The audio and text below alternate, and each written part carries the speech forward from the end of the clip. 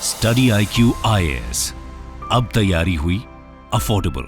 नमस्कार दोस्तों, क्या अमेरिका बैंक्रप्सी की तरफ बढ़ रहा है? क्योंकि जिस प्रकार से कर्ज बढ़ा है अमेरिका के ऊपर, अमेरिका की सरकार के ऊपर, काफ़ी ज़्यादा चौंकाने वाला है। इनफैक्ट अगर आप देखेंगे 2020 के बाद से, तो जिस तरीके से अमेरिका ने कर्ज लिया है, बोरोइंग की है, वो जो नंबर्स आप देखोगे ना, मैं आपको वीडियो में दिखाऊंगा, यहाँ पर आप शॉक हो जाओगे लिटरली।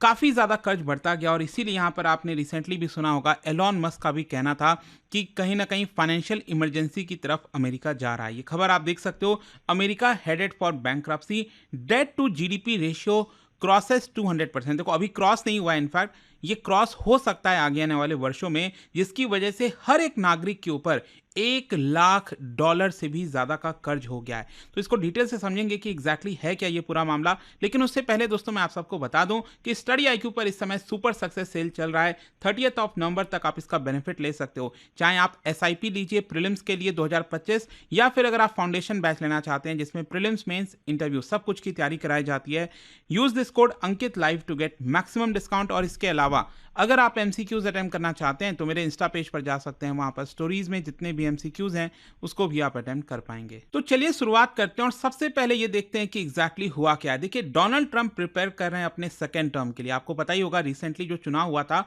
उसमें उनकी विजय हुई थी और अच्छा खासा बहुमत मिला था उनको। और यहाँ पर उनके लिए जो सबसे इंपॉर्टेंट चैलेंज है इस समय वो है इकोनॉमिक चैलेंज।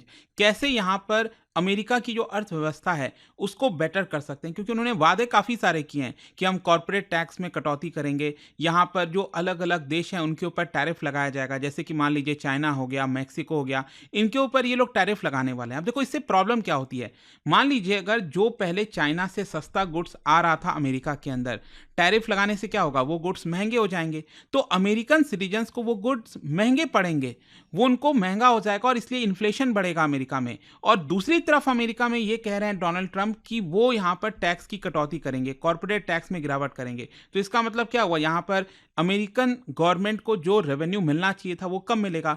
तो ऑब्वियस सी बात है काफी ज्यादा प्रेशर होने वाला है। अमेरिका का नेशनल डेट आपको पता है रिकॉर्ड हाई पर चला गया है, $36 ट्रिलियन। और इनफैक्ट अगर आप देखिए तो सिर्फ इस साल 2000, ये जो 24 है, इसी साल अगर आप देखिए तो $2 ट्रिलियन का इंक्रीज होने जा रहा है। $2 ट्रिलियन एक साल में डेट जो है वो इंक्रीज हो रहा है। और ये जो माउंटिंग डेट है ये कहीं ना कहीं ट्रंप का जो एम्बिशियस प्लान है, जो गोल है, उसमें कहीं ना कहीं एक बहुत बड़ी बाधा डाल सकता है। स्पेशली इस समय डेट सर्विसिंग कॉस्ट भी बढ़ता जा रहा है। डेट सर्विसिंग कॉस्ट का मतलब ये होता है कि अमेरिका की सरकार ने अभी तक जितना भी कर्ज लिया उसको चुकाना भी तो है। तो हर साल क्या हो रहा है यहाँ पर, उसके लिए वो लोग और बोरो करते हैं, यही होता आता है। जैसे भारत में भी आप देखोगे जब भी बजट आता है तो सरकार का जितना रेवेन्यू है सरकार उससे ज़्यादा खर्च करती है। तो ज़्यादा खर्च करिए मतलब बाकी का पैसा कहाँ से आया, या तो थोड़ा बहुत पब्लिक सेक्टर कंपनी जो है उसको बेचती है सरकार, और बाकी का पैसा बोरोइंग करती है। तो जो बोरो किया जाता है उस पर इंटरेस्ट रेट इस समय काफी हाई है। आपने देखा होगा भारत में भी रेपो रेट एकदम हाई पर चल रहा है, अमेरिका में भी इस समय इंटरेस्ट रेट हाई पर है। तो सर्विसिंग कॉस्ट काफी ज्यादा है, तो उसको देखते हुए ट्रंप के लिए बहुत बड़ी मुश्किल होने वाली है। अगर हम कर्ज की बात करें कि किस तरीके से अमेरिका के अंदर कर्ज बढ़ा है, मैं आपको बताता हूं। यहां पर एक्सपोनेंशियल तरीके से पिछले 1-2 दशक में देखने को मिलेगा। आप देख सकते हैं इस सेंचुरी के शुरुआत में, मतलब 2001 तक अगर आप देखोगे तो अमेरिका के ऊपर $5.7 ट्रिलियन का ही कर्ज था। लेकिन 2020 आते आते ये $23.2 ट्रिलियन हो गया। चलो यहां तक तो चीजें समझ में आती हैं, लेकिन आपको पता है कोविड पैंडेमिक की वजह से जिस प्रकार से अमेरिका की सरकार ने कर्ज लेना स्टार्ट किया, सोच के देखिए कोविड से लेकर अभी तक मतलब पिछले 4-5 वर्षों में $16 ट्रिलियन और ऐड हो गया है। मतलब टोटल जो कर्ज है वो आपका चला गया है लगभग $36 ट्रिलियन। मतलब पिछले एक साल में, पिछले 316 दिन में हर दिन यहां पर $6.3 बिलियन का कर्ज हर दिन बढ़ा है, जिसकी वजह से हर एक अमेरिकन नागरिक के ऊपर जो कर्ज है वो लगभग $1,08,000 का हो गया है। और ये जो सिचुएशन है वो और ज्यादा खराब होती जा रही है, क्योंकि इस समय 125%, जी हाँ 125% डेट टू जीडीपी रेशियो देखने को मिलेगा। देखो जब मैं डेट टू जीडीपी रेशियो कहता हूं, जैसे मान लीजिए अगर आप देखोगे इस समय IMF के अकॉर्डिंग अमेरिका का जो जीडीपी है, नॉमिनल जीडीपी, वो है $29 ट्रिलियन। वैसे ही चाइना दूसरे नंबर पर है, तीसरे पे जर्मनी है, चौथे पे जापान और भारत आता है 5वें नंबर पर। भारत का जो जीडीपी है वो इस समय $3.9 ट्रिलियन के आसपास। और मान लीजिए भारत का कर्ज जो है वो भी मान लीजिए $3.9 ट्रिलियन है। इसका मतलब हमारा डेट टू जीडीपी रेशियो कितना हुआ? 100% हुआ।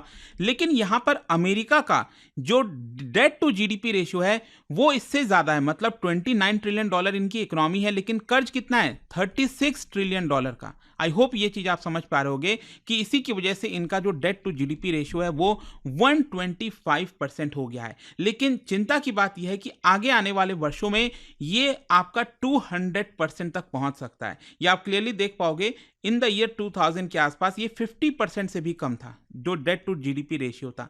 लेकिन उसके बाद सडन यहां पर स्पेशली जो फाइनेंशियल क्राइसिस आया था 2008 में, उसमें काफी तेजी से बढ़ा और उसके बाद स्पेशली यहां पर जो कोविड पैंडेमिक वगैरह आया उसमें भी बढ़ा और ये लगातार यहां पर बढ़ता जा रहा है। मतलब अब प्रॉब्लम इससे क्या होगा? आप मान लीजिए बहुत ज्यादा कर्ज लेते जा रहे हो।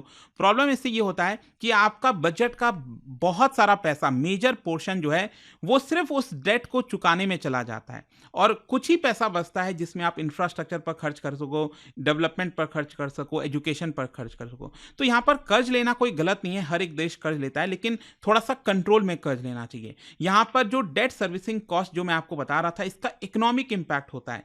जो जैसे कि मैं आपको कह रहा था ना कि मान लीजिए अगर इंटरेस्ट रेट बढ़ता जा रहा है तो इससे होगा क्या? ओवरऑल आपकी इकोनॉमी खराब होती जाएगी। जैसे कि एक आम नागरिक के लिए मान लीजिए आपको कोई घर लेना है, तो घर लेना है तो ऑब्वियस सी बात है, अगर काफी सारा पैसा सिर्फ सरकार ही बोरो कर ले रही है तो मार्केट में तो कम ही पैसा बच रहा है ना बोरो करने के लिए। अब जब कम पैसा बच रहा है मतलब सप्लाई कम है, इसका मतलब ये हुआ कि इससे इंटरेस्ट रेट ज्यादा होगा। आप समझो, अगर मान लो इकोनॉमी में 100 रुपए हैं यहाँ पर, ठीक है, जिसमें हर कोई बोरो कर सकता है, पब्लिक बोरो कर सकती है, सरकार बोरो कर सकती है। मान लीजिए सरकार ने अकेले ही अपने पास 75 रुपीज बोरो कर लिया तो इकोनॉमी में तो सिर्फ 25 रुपए बचे ना कि पब्लिक उससे बोरो कर सके। तो इसी की वजह से प्रॉब्लम है कि सप्लाई कम है यहाँ पर, तो इंटरेस्ट रेट ऑटोमेटिकली यहाँ पर बढ़ने लगता है और इंटरेस्ट रेट बढ़ेगा तो क्या आप कर्ज लोगे? क्या आप बोरो करोगे? घर बनाओगे? बिजनेस में लगाओगे? नहीं लगाओगे। तो इससे क्या होगा? आपकी इकोनॉमी इंपैक्ट होगी। और इसीलिए यहाँ पर जो ज्यादातर एक्सपर्ट्स हैं उनका कहना है कि it is clear the current amount of debt is putting upward pressure on interest rate including mortgage rate. मतलब कि ये जो घर का इंटरेस्ट रेट होता है, the cost of housing and groceries is going to be increasingly felt by households और this burden is expected to stifle growth. मतलब ओवरऑल आपकी जो इकोनॉमी है वो इंपैक्ट होने वाली है। अब इसका दूसरा पहलू मैं आपको बताता हूं, जब भी यहां पर इस तरह की सिचुएशन होती है, जब किसी देश पर कर्ज बढ़ रहा होता है, यहां पर इंटरेस्ट रेट बढ़ रहा होता है, तो जो इन्वेस्टर्स हैं वो क्या करते हैं? तो अल्टीमेटली वो ऑल्टरनेटिव एसेट्स की तरफ जाने की कोशिश करते हैं क्योंकि आपकी इकोनॉमी खतरे में होती है। And that is one of the big reason कि बिटकॉइन और जो गोल्ड के प्राइसेस हैं रिसेंटली काफी बढ़े हैं। अब गोल्ड का तो मुझे कहना नहीं है, यहां पर जिस प्रकार से तेजी आई है गोल्ड के प्राइसेस में वो एक बड़ा कारण है। और साथ ही साथ बिटकॉइन का भी आपने रिसेंटली देखा होगा, स्पेशली ट्रंप के जीतने के बाद यहां पर $95,000 से भी ऊपर चला गया था। जी हां, ये मैं एक बिटकॉइन की वैल्यू बता रहा हूं, बहुत तेजी से बढ़ा है। तो क्वेश्चन अब यह है कि ट्रंप इसको लेकर क्या कर रहे हैं, क्योंकि ट्रंप ने तो कहा है कि उल्टा वो यहां पर कॉर्पोरेट टैक्स कम करेंगे, तो वो पैसा कहां से आएगा? जैसे कि मान लीजिए अगर मैं कहता हूं सरकार के ऊपर बहुत ज्यादा कर्ज है तो सरकार को नॉर्मली क्या करना चाहिए? टैक्सेस बढ़ाना चाहिए कि यहां पर रेवेन्यू बढ़े सरकार का, और साथ ही साथ जो स्पेंडिंग है, जो सरकार खर्च कर रही है, उसको कम करना चाहिए। लेकिन डोनाल्ड ट्रंप का यहां पर कहना है कि वो टैक्स को उल्टा कम करेंगे। कॉर्पोरेट टैक्स उनका कहना है कि वो 15% पर ले आएंगे, कम किया जाएगा। तो इसको देखते हुए यहां पर डोनाल्ड ट्रंप क्या कर रहे हैं, क्योंकि उनको भी पता है कि कर्ज काफी ज्यादा बढ़ गया है, बोरोइंग जो हुआ है उसके ऊपर इंटरेस्ट चुकाना है। तो यहां पर उन्होंने एक डिसाइड किया, एक बड़ा फैसला, कि डिपार्टमेंट ऑफ गवर्नमेंट एफिशिएंसी, जो आपने सुना होगा डॉज, DOGE, रिसेंटली काफी ज्यादा न्यूज में चल रहा था, वो यहां पर बनाया गया और इसको लेड किया जाएगा भाई एलॉन मस्क एंड विवेक रामास्वामी।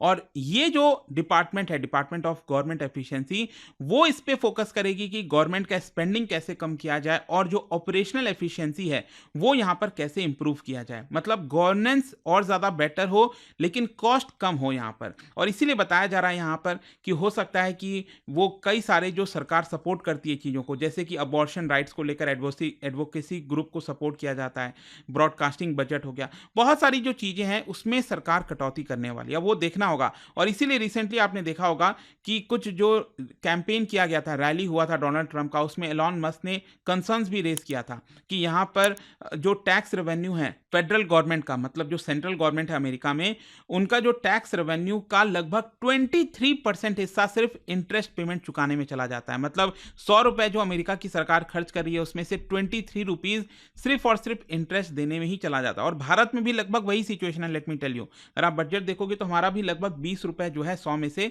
ये आपका इंटरेस्ट देने में चुका जाता है। लेकिन एलॉन मस्क ने रिसेंटली इसको कहा है this is situation of financial emergency, problem काफी बढ़ सकती है। एंड देखो यहाँ पर भले ही डोनाल्ड ट्रंप बात कर रहे हैं कि वो डिपार्टमेंट ऑफ गवर्नमेंट एफिशिएंसी बना रहे हैं, यहाँ पर चीज़ों को सुधारेंगे, लेकिन उनके लिए ये बैलेंस करना बहुत मुश्किल होने वाला है। It is not going to be easy task कि यहाँ पर आप एक तरह से टैक्स कट कर दो, टैक्स को कम कर दो, और साथ ही साथ जो कर्ज बढ़ रहा है अमेरिका के ऊपर उसको भी थोड़ा सा बैलेंस आउट करो। कैसे करोगे आप? It is going to be very difficult, जैसा कि मैंने आपको बताया। और देखिए यहाँ पर पॉलिटिकल प्रेशर भी काफ़ी होने वाला है, क्योंकि अमेरिका में जो दो पॉलिटिकल पार्टीज है, जैसे बाइडन की पार्टी है वो उसको कहते हैं डेमोक्रेट, और जो डोनाल्ड ट्रंप की पार्टी है रिपब्लिकन, दोनों आपस में इस चीज़ को लेकर फाइट करते रहते हैं कि आखिरकार यहाँ पर कितना और पैसा लेना चाहिए, नहीं लेना चाहिए। आपने यूएस गवर्नमेंट शटडाउन के बारे में सुना होगा। कई बार प्रॉब्लम जो है, बिल जो है वो आपका कांग्रेस में फंस जाता है, वहाँ की पार्लियामेंट में, कि आखिरकार जो स्पेंडिंग करना चाहती है अमेरिका की सरकार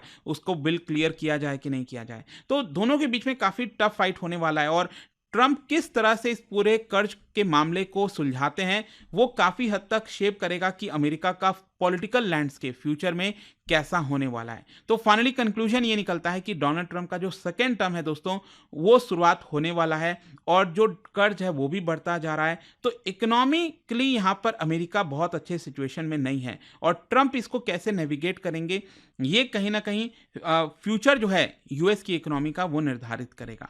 तो आई होप दोस्तों आपको अच्छे से समझ में आ गया होगा इस वीडियो में। और जाने से पहले एक इंटरेस्टिंग क्वेश्चन, क्या बता सकते हो भारत के अंदर जो हाउस होल्ड सेक्टर है वो अपना मैक्सिमम पैसा कहां पर निवेश करता है, सेविंग कहां पर करता है मैक्सिमम, इन चार ऑप्शन में से? इसका राइट आंसर आप सबको पता है, मेरे इंस्टाग्राम पर तो मिलेगा ही, वहां पर अगर आप नहीं हो कोई बात नहीं, टेलीग्राम से ले सकते हैं इसका सही उत्तर। मैं कई सारे जो एमसीक्यूज हैं वो यहाँ पर स्टोरीज में डालता रहता हूँ। अगर आपको पीडीएफ ही तो टेलीग्राम पर आइए, अलग अलग सोशल मीडिया पर आप जुड़ पाओगे। और जैसा मैंने आपको बताया, अगर आप यूपीएससी की तैयारी कर रहे हैं, कोई भी बैच चाहते हैं, you can simply use this code Ankit live to get maximum discount. And I hope की वीडियो आपको पसंद आया होगा। मिलता हूँ आपसे next time, till then thank you very much, see you soon. Study IQ IAS, अब तैयारी हुई अफोर्डेबल।